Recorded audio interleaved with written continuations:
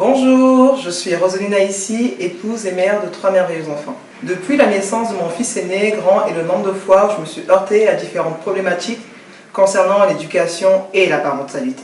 De ce petit bout de chemin est né en moi le concept Côté 1. Qu'est-ce que c'est Côté 1? Côté 1, c'est ce concept pour vous, comme pour moi, à visée éducative et ludique. C'est la quête aux différentes clés, aux différentes astuces. C'est la découverte d'hommes et de femmes au parcours inspirant qui viendront ici sur ce plateau échanger avec nous sur des problématiques qui concernent justement l'éducation et la parentalité. Il y a un livre que j'aime beaucoup qui dit ceci: instruis l'enfant pendant qu'il est petit. C'est ainsi que lorsqu'il sera grand, il ne s'en détournera pas. Le sujet du jour est le suivant: je suis parent, je prends mes responsabilités. C'est ce que nous allons découvrir aujourd'hui avec notre invité du jour. C'est une femme à multiples casquettes. Épouse, mère de 3 merveilleux enfants, âgée de 5 à 13 ans. Elle a une carrière professionnelle au top et elle est aussi pasteur. Bonjour Tania Maungu. Bonjour Rosalie. Comment ça va? Je vais bien, merci. Bienvenue dans cette émission Côté 1. Merci. Je sais qu'on va sortir de là vraiment riche d'informations. Est-ce que tu peux juste te présenter brièvement, s'il te plaît? Alors je suis Tania Maungu, je suis épouse. Je suis l'épouse de l'évêque Moshe Maungu. Nous avons ensemble 3 garçons, âgés on va dire de 13 à 5 ans. Je suis également pasteur à l'église La Grâce des Héritiers de l'aéroport qui se trouve à Pointe-Noire, au Congo-Brazzaville. Et puis je travaille également comme responsable de communication dans une grande entreprise. Et je suis aussi présidente de l'association des femmes de valeur, donc une association qui encourage les femmes à être épanouies dans tous les domaines de leur vie. Avant de devenir parent, en fait, il y a beaucoup de questions qu'on ne se pose pas. Et donc, le but de cette émission, ça va vraiment être de pouvoir répondre aux parents qui se disent « Ah oui, ça, je n'avais pas pensé, je ne savais pas je pouvais accompagner mes enfants comme ça. » Et ceux qui vont devenir parents, qui vont justement avoir plein de questions qui vont remonter, ils seront mieux formés peut-être que nous. Mieux formés que nous. Et quelle est, selon toi, en fait, la responsabilité? Du coup, on parle de responsabilité, la responsabilité d'un parent. Alors, c'est une très bonne question. Quelle est la responsabilité d'un parent? J'aimerais peut-être, avant de répondre à la question, si tu le permets, de dire que c'est important d'être préparé. C'est-à-dire aujourd'hui, de la même manière qu'on se prépare pour le mariage, il faudrait également qu'on puisse se préparer à devenir parent. Ça, je pense que c'est quelque chose qui manque. Donc on est content de se marier, de vivre en couple. Et cet amour, justement, nous amène à devenir parents. Et donc, de la même manière qu'on voit beaucoup de personnes qui prient justement pour avoir des enfants, il faudrait aussi qu'on pense à prier maintenant pour ces enfants, une fois qu'on les a, prier pour leur vie. Parce qu'on est appelé aussi à les accompagner, à devenir des adultes. Et donc, effectivement, c'est un rôle important d'être parent. Donc déjà, premièrement, je dirais, notre rôle déjà, c'est d'aimer nos enfants. Et quand je veux dire aimer, ça semble naturel d'aimer ses enfants, c'est vrai. Mais peut-être que je pourrais dire, il y a aimer, mais parfois il faut qu'on fasse attention, parce que l'amour qu'on a pour nos enfants peut nous amener aussi à être peut-être moins prévoyants, ou être moins, on va dire, moins être vigilant. Je donne un exemple. L'amour d'une mère, par exemple, peut pousser, ou d'un papa, peut pousser à donner beaucoup à un enfant, à peut-être trop leur donner, et peut-être à les gâter un peu trop. Et du coup, on a l'impression de faire du bien à l'enfant, mais finalement, ça peut aussi lui faire du mal. Donc, il y a l'amour que nous avons pour nos enfants, et j'ai envie de dire que ce soit un amour qui soit, entre guillemets, responsable. De manière à ce que l'amour que nous avons pour eux les amène à être les adultes qui sont appelés à devenir. Et moi, je pense que de la même manière que je n'envisage pas, je ne vois pas comment je pourrais être, entre guillemets, une bonne épouse sans Dieu, je ne vois pas comment je peux être une bonne mère sans Dieu. Et pour moi qui suis chrétienne, et donc pour moi, la Bible, la parole de Dieu, c'est ce qui va me permettre justement à être une bonne mère et à être une mère responsable, et idem pour mon époux. C'est ce qui va nous permettre d'être des parents responsables. Donc on doit aimer nos enfants et on doit aussi les accompagner. On doit leur apporter l'éducation dont ils ont besoin, et pour moi c'est important de leur apporter l'éducation chrétienne. Parce qu'aujourd'hui dans notre société, l'éducation c'est un grand mot. On voit qu'il y a, nos enfants ils vont aller à l'école, ils vont être scolarisés, donc il y a l'éducation qu'ils vont recevoir à l'école. Ils vont aussi avoir l'éducation, entre guillemets, j'ai envie de dire, pas de la rue, mais un peu du monde, en fait, la société. On le voit aujourd'hui avec l'arrivée du digital, les réseaux sociaux, donc ils sont confrontés à plusieurs éducations, qui sont parfois pas les mêmes que celles qu'on leur donne à la maison. Et donc c'est pour ça que c'est important, je pense que notre rôle en termes d'éducation, il est devenu double, si ce n'est triple aujourd'hui. On doit vraiment véhiculer une éducation, entre guillemets, chrétienne à nos enfants, pour qu'ils soient en mesure de confronter le monde dans lequel nous vivons aujourd'hui. Où il y a beaucoup de valeurs, mais aussi beaucoup d'anti-valeurs. C'est ça. Voilà. Et donc j'ai envie de dire, peut-être c'est une lutte perpétuelle. C'est la raison pour laquelle on a vraiment besoin de Dieu, et il faut pour ça que les parents passent du temps à prier pour leurs enfants. Pas simplement prier pour avoir des enfants. Je pense à Anne. Dans la Bible, la Bible nous dit que Anne, elle ne pouvait pas avoir d'enfants. Elle était confrontée, entre guillemets, à Pénina, qui elle avait eu cette grâce d'avoir des enfants, mais elle ne pouvait pas en avoir malgré tout l'amour que son mari lui portait. Et donc elle a pleuré et elle a prié pour avoir un enfant. Et elle a dit à Dieu, si tu me donnes un enfant, je te le consacrerai. Et donc elle dit bien que j'ai prié pour cet enfant. Et donc on rencontre beaucoup de couples qui sont confrontés à ça, qui veulent avoir des enfants, qui prient pour avoir des enfants, mais qui ne vont pas forcément continuer à prier lorsque les enfants sont là. Alors c'est important, la Bible dit de prier sans cesse. Alors si on a prié avant que les enfants n'arrivent, quand ils sont là, j'ai envie de dire, il faut encore plus prier. Parce que c'est là où véritablement, entre guillemets, les défis, les challenges, et pour aussi dire les combats vont aussi se manifester. Et donc on a besoin de Dieu constamment à toutes les étapes, on va dire, de la vie de nos enfants. J'aime beaucoup ce que tu dis, parce que ça me fait comprendre une chose, c'est qu'en réalité, quand on est parents, on est comme des canaux utilisés par Dieu pour en fait aider nos enfants, qui nous sont prêtés en fait. En réalité, c'est un prêt de Dieu. Les enfants, ils ne nous appartiennent pas totalement, ils appartiennent d'abord au Seigneur qui nous les confie, et nous avons la responsabilité en fait de les accompagner. Les accompagner de sorte à ce qu'ils soient émotionnellement équilibrés, de sorte à ce qu'ils soient instruits, de sorte à ce que quand ils soient grands, ils répondent à leur appel, à la vision que Dieu a pour eux, parce qu'il a une vision pour chacun des enfants en fait que nous avons. On le voit dans plusieurs récits de la Bible, avant même que l'enfant ne naisse, ça lui dit qu'il connaît nos enfants pendant même qu'on les porte en fait. Donc c'est important en tant que parent de comprendre cela, de comprendre qu'en réalité notre corps est utilisé, nos personnes sont utilisées, mais Dieu ne fait rien par hasard. Donc il sait qu'il nous a donné la capacité de pouvoir porter ses enfants, de pouvoir les aimer, leur donner ce dont ils ont besoin dans tous les domaines de leur vie pour pouvoir s'épanouir en fait.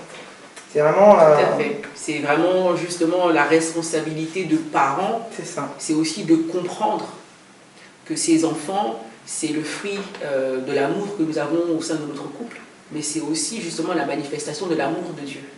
C'est-à-dire si nous on aime ces enfants, il faut savoir que Dieu les aime encore plus. Et c'est Dieu qui les a créés. Donc comme tu l'as dit, effectivement, Dieu nous connaissait même avant qu'on soit dans le ventre de notre mère. Donc le plan de Dieu savait qu'on devait se marier, savait qu'on devait avoir des enfants. En fait, il n'y a rien de nouveau pour Dieu. Donc ces enfants ont aussi une mission. Ce sont des personnes qui doivent accomplir aussi de grandes choses pour la gloire de Dieu. Donc c'est important de comprendre cela. Et puis du coup, lorsqu'on donne cette éducation à ces enfants aussi peuvent même dans leur plus jeune âge être aussi utilisés par Dieu. Et ça, je pense que parfois on a tendance à l'oublier. Un enfant qui apprend à prier, un enfant qui apprend à méditer la parole de Dieu peut être aussi, entre guillemets, une personne que Dieu va utiliser efficacement. Donc c'est important de comprendre cela, que ces enfants, ce sont les enfants de Dieu, et que Dieu, effectivement, comme tu le disais, il nous fait confiance pour justement les amener à devenir les adultes qui sont appelés à devenir. Donc on a effectivement cette responsabilité-là d'amener ces enfants à devenir les adultes de demain qui auront aussi des responsabilités dans notre société. Donc c'est vrai que c'est une lourde responsabilité qui est peut-être difficile mais qui est possible. Moi je pense qu'avec Dieu on peut tout accomplir, on peut tout réaliser. Et même lorsqu'il y a des difficultés, si Dieu est avec nous, on va réussir cette mission-là. Donc c'est important, du coup la présence de Dieu est importante dans nos familles. La présence de Dieu est importante dans notre couple, la présence de Dieu est importante dans la vie de nos enfants. Et donc là maintenant, j'ai cette conviction que véritablement, on doit prendre nos responsabilités et apporter, transmettre nos valeurs à nos enfants dès le plus jeune âge. Justement, en parlant de valeurs, Aujourd'hui, on est dans une société qui évolue vite. Vraiment une société fast-food où tout va très vite. L'accès à Internet, nos enfants sont exposés à beaucoup d'images, beaucoup d'informations que nous, en tant que parents, on ne peut pas forcément contrôler. Alors du coup, la question, c'est de savoir comment est-ce qu'on fait. Comment est-ce qu'on fait en tant que parents pour bien les accompagner, parce que tu disais tout à l'heure, il y a l'éducation de la maison, l'éducation de l'école, l'éducation du dehors, des fois même au sein de la famille. Nous, à la maison, on peut donner une éducation à nos enfants, mais quand ils vont chez tonton, chez tata, chez le cousin, chez la nièce, il est aussi exposé à d'autres éducations, en fait. Alors, comment est-ce qu'on fait en tant que parent, justement, pour pouvoir bien prendre sa responsabilité? Alors, je pense qu'il faut... premièrement, moi, je pense que c'est dans la prière, parce que tout est spirituel. Ça nous fortifie déjà. Il faut la parole de Dieu, qui permet aussi d'avoir, justement, entre guillemets, la bonne orientation sur comment élever ses enfants, et ça demande de l'organisation. Parce qu'une fois qu'on a accès à la connaissance, on a prié, le Seigneur nous révèle quelque chose au travers de sa parole, mais cette parole, maintenant, il faut la pratiquer. La connaissance aujourd'hui ne suffit pas. Le fait de savoir, d'avoir la conviction, ne suffit pas à accomplir le plan de Dieu. Donc il faut passer à l'action, et pour passer à l'action, il faut être organisé. Aujourd'hui, en tant que parents, on est confrontés, on se lève le matin, il faut s'occuper des enfants, il faut aller travailler. Donc il y a toute cette fatigue-là, mais il faut se discipliner et se fixer des règles. Ça, c'est important dans une maison, dans un foyer, qu'il puisse y avoir des règles. Il faut que les enfants aient des références. Donc je prends un exemple, on parlait des réseaux sociaux, on parle de la télévision, mais il faut fixer des règles. Je pense que interdire, je pense que ce n'est pas la solution. On a vu parfois des familles chrétiennes qui ont voulu justement surprotéger leurs enfants, qui les ont couverts, qui les ont empêchés de voir le monde. C'est ça. Et le problème, c'est que le jour où ils ont découvert le monde, tout ce qu'ils n'avaient pas fait, entre guillemets, c'est comme une explosion en fait. Exactement. Et du coup, on se retrouve à gérer des situations qu'on ne s'attendait pas à gérer parce qu'on pensait les avoir protégés. Et je pense qu'il faut, la Bible dit que nous sommes dans ce monde, mais nous ne sommes pas de ce monde. Donc il faut accepter que nous sommes dans ce monde. C'est important de comprendre comment fonctionne ce monde pour justement savoir, entre guillemets, comment orienter nos enfants qui sont aussi dans ce monde. Donc il faut de la discipline, il faut des règles, il faut du suivi. C'est-à-dire qu'en tant que parent, il faut suivre ses enfants. Je donne un exemple. Nos enfants peuvent avoir des amis à l'école. Il faut les connaître. Nos enfants à l'école, ils ont un environnement, ils ont des amis. Qui sont les amis de nos enfants? Qui sont les parents de nos enfants? Quelles sont les valeurs de ces familles? Moi, il m'est arrivé, mon fils qui me demande, maman, est-ce que je peux aller dormir chez un tel? Déjà, je lui apprends, on ne va pas dormir, entre guillemets, chez n'importe qui. C'est ça.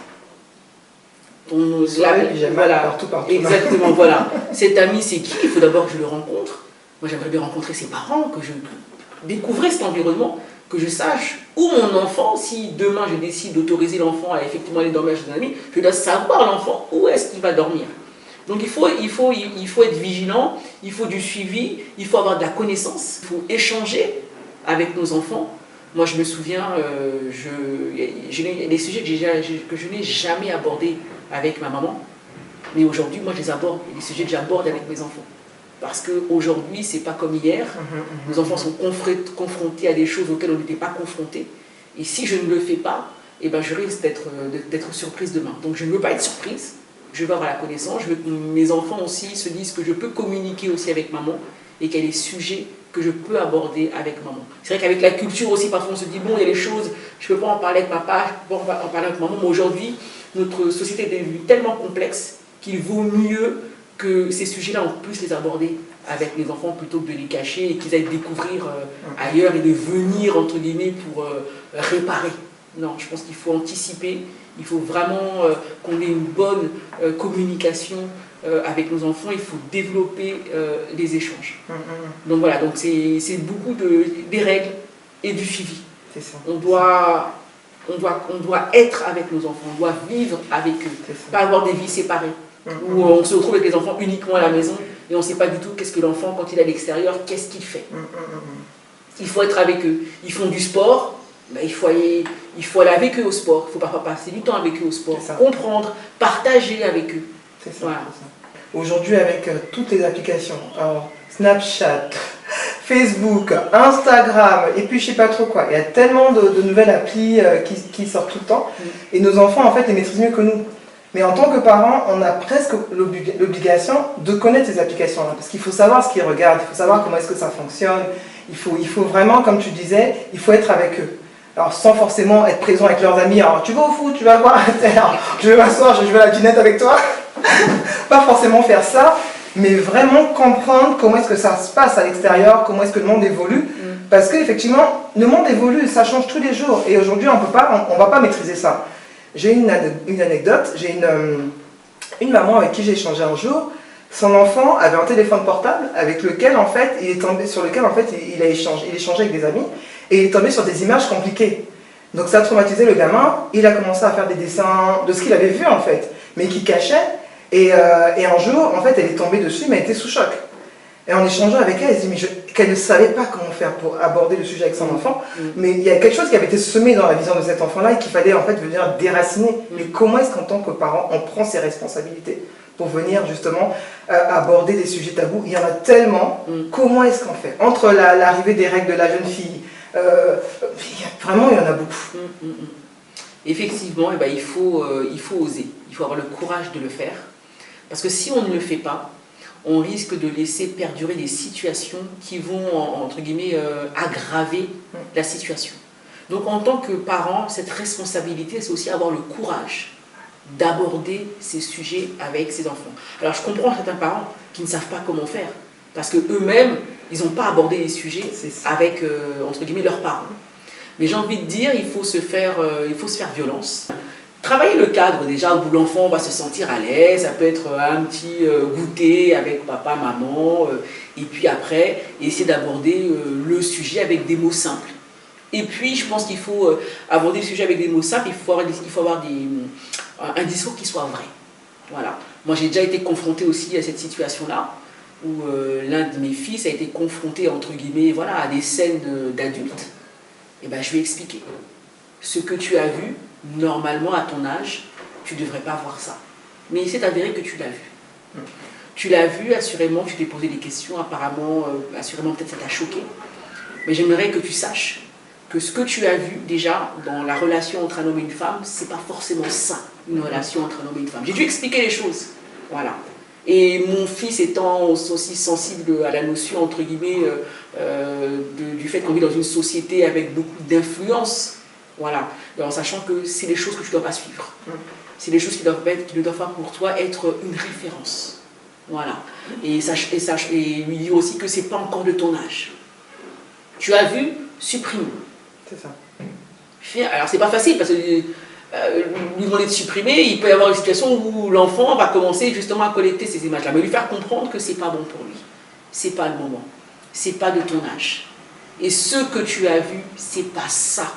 Réellement une relation entre un homme et une femme. C'est pas comme ça que ça doit se passer. Donc c'est expliquer les choses en insistant aussi sur nos valeurs. Effectivement, tu vas rencontrer des personnes qui te diront que c'est ça. Mais nous, à la maison, par rapport à notre éducation, par rapport à la relation que nous avons avec notre Seigneur, avec notre Dieu, voilà, nous c'est comme ça, comme ça, comme ça. Voilà, qui connaissent notre position, qui connaissent en fait ce qu'on attend entre guillemets de lui, et après on remet tout entre les mains de Dieu et on prie.